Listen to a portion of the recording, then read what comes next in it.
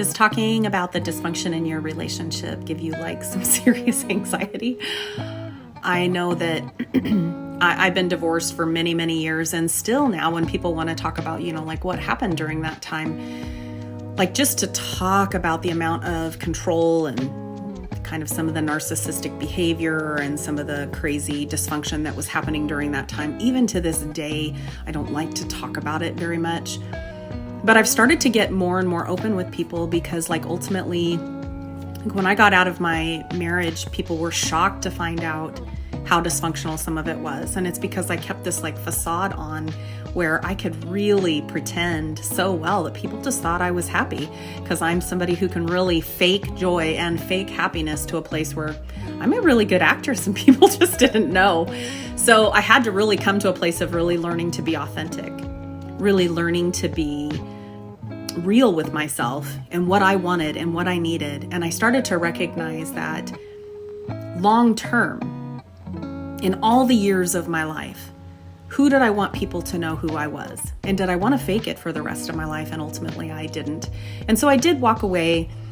I went through lots of years of kind of restoring some of that, and I've healed. I'm fine. I've forgiven. I think ultimately my spouse at that time, he had a lot of growing up to do himself. He had a lot of his own traumas, so no way around it. It was just they put two dysfunctional people together, and ultimately, there was some heartache there. But it took a lot for me to be honest. So if it's hard for you to be honest with your spouse, honest with where you are in your relationship right now, I just really encourage you to step out of that comfort zone. First, be honest with them. Really start to try to talk through those things. Eventually, they're going to bubble up anyway. And if you want a long-term relationship, like the husband I am married to now, it is so wonderful and amazing to be able to say to him, I'm struggling with this, or I'm frustrated with this. And to have him be able to respond in response and actually well, how do we fix it? What do you need from me? What do we need to do?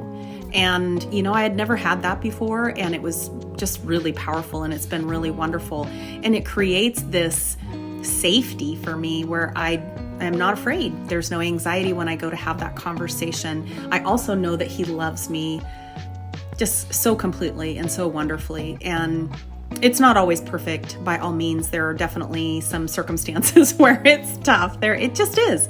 There's going to be just those days where it just is really hard. But I encourage you to find a way to be authentic with yourself and with your relationships. And sometimes that's friendships and, yada, yada. But at least with your significant other, your spouse, your long-term partner, it is so valuable to be able to be yourself. Quit pretending. Break out of that shell, that actress shell, that actor shell. Be really who you are, and, be authentic, be real, so that you get to live a full and complete life. It's so valuable. It's so important. Journal. Find a confidant, find a pastor, find a counselor, find a coach, find whoever it is that you need so that you can work through those issues. It's very valuable. Sending you love. I know that these are some of the hardest conversations that you'll ever have. So I know it's tough. I don't want to underestimate that at all. I know it can be really, really difficult, but ultimately, you're going to grow from that experience. You're going to get to be who you want to be, and that's very important. So, wishing you the best. Like and follow for more thoughts from my heart.